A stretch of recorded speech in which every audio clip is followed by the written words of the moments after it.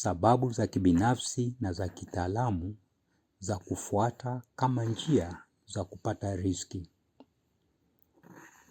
Sehemu ya kwanza. Wakati wa kufikiria njia ya kufuata, biashara ya kuendesha na ufundi wa kujifunza, nifikirie nini? Mtu mwenye aina ya ufundi hufanya nini? Muuguzi hufanya nini? Je, fundi wa kielektroniki hufanya nini? Mmiliki wa duka la mboga mboga hufanya nini?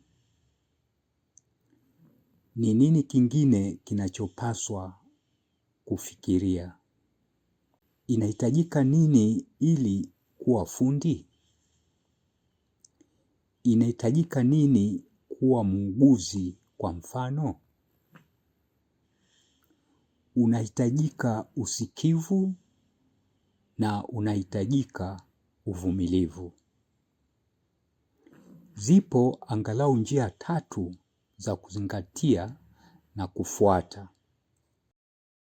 Ninapenda kufanya nini? Kwa maana ya shauku yangu. Ninachofikiria kufanya ni nini? Kwa maana ya kusudi langu.